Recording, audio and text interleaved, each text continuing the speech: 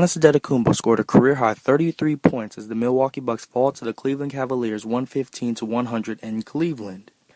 This was the Milwaukee Bucks' first nationally televised regular season game since the year 2002, when they matched up against the Atlanta Hawks. If I had to remind you, those would be the Ray Allen, Glenn Robinson, etc. years. But regardless, this was their first national televised regular season game, and it was a very entertaining game. Despite losing by 15 points, it was still very enjoyable to watch for both sides, being a fan of either team. LeBron James scored 27 points, and Matthew Dellavedova turned in 13 assists, a career-high 13 assists for him, as the Cavaliers just have a flurry of offensive beauty. Assisting on a majority of their passes, every single player that played today scored. The Bucks can't say the same thing, as they have more offensive struggles going on. Their defense was another problem, allowing Cleveland to score 115 points, more than they scored in a double overtime game they played earlier, which is obviously a problem.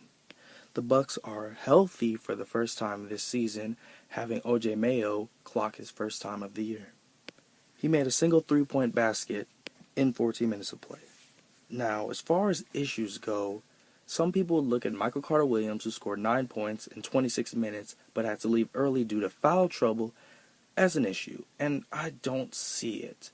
I'm going to go out and support Michael Carter-Williams once again, who had 5 fouls and had to play on a minutes restriction. Now, I believe a lot of those fouls were silly fouls, not just on his part, but some of them were non-fouls that were called against him, including a couple offensive fouls. Along with the 9 points, Carter-Williams turned in 5 assists with 2 turnovers, but the turnover-assist ratio was pretty decent this game. I like Michael Carter-Williams, and until and if he does really mess up, I will be a supporter of his, just what he brings defensively and with energy. I've said this already. He just needs to continue to attack the basket, and he'll be a solid player in this league.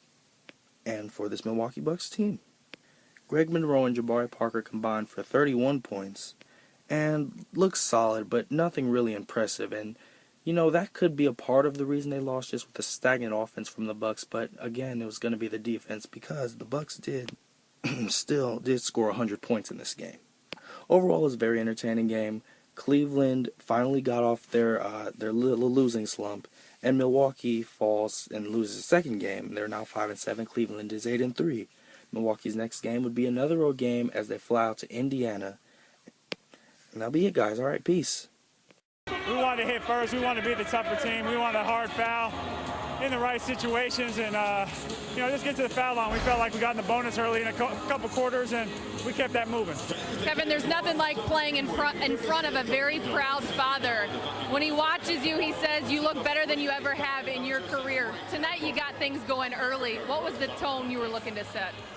Just what everybody had talked about, just getting inside, working myself inside out. But I felt as a team we really did that, and it just happened to be 70s night, so we did a good job. It's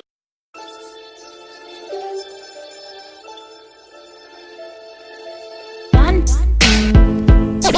It's fun. It's E-dubs.